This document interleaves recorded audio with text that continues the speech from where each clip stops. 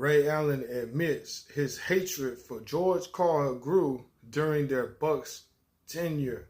Quote, I started despising him, end quote. So this is what I want to say about this real quick. Then we're finna go into a little quick read. Actually, you know what? Let's go ahead and go into the quick read first. So, Allen described how his relationship with George Karl fell apart. Quote, George, when he first came to Milwaukee, he was every bit of a player's coach, he recounted.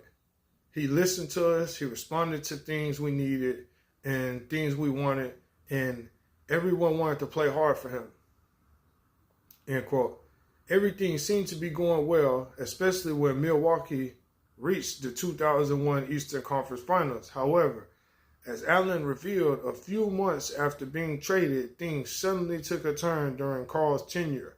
Ray felt that, from his perspective, communication with the now 73-year-old suddenly became poor. Quote unquote, I started despising him, said the former 10-time All-Star. We sat down a lot, but it always ended up being him talking and me listening, end quote. So, this is what I want to say about this real quick, man. George Karl should be ashamed of himself.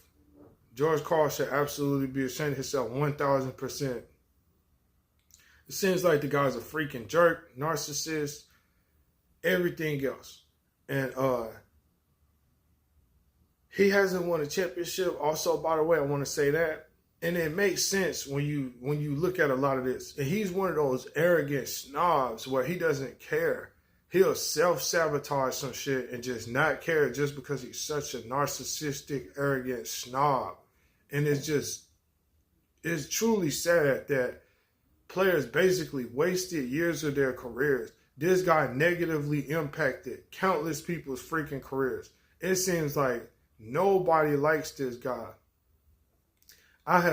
It seemed like the only people that probably liked him was that Seattle group he had.